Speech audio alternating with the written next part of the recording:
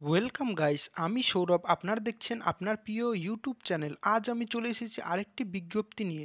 আজকের বিজ্ঞপ্তিটি খুবই গুরুত্বপূর্ণ, তাই ভিডিওটি মিস করবেন না এবং স্কিপ করবেন না।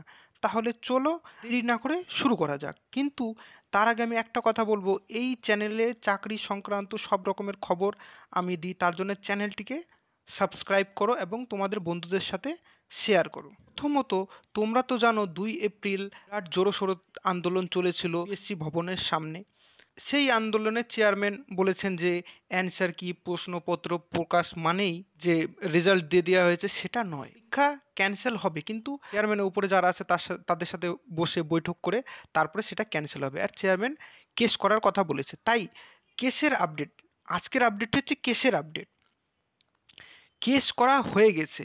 আগের দিন কেসটা হতো, কিন্তু একটা রাজনৈতিক কেসে কোর্ট একটু ব্যস্ত ছিল, তারপর লাঞ্চে গিয়ে তারপরে সেই কেসটা উঠে আর এই আমাদের পিএসসির কেসটা উঠতে পারেনি। এবার আগামী দিন মানে শনিবার রবিবার ছুটি, তাই আশা করি যে সামনের সপ্তাহে সোম থেকে মঙ্গলবারের মধ্যে কেসের হিয়ারিং হয়ে যাবে। আর এই ভিডিওটিকে তোমাদের বন্ধুদের সাথে শেয়ার করো। আর এরকমই চাকরির খবরের জন্য চ্যানেলটিকে সাবস্ক্রাইব করো। ভিডিওটি দেখবার জন্য অসংখ্য ধন্যবাদ।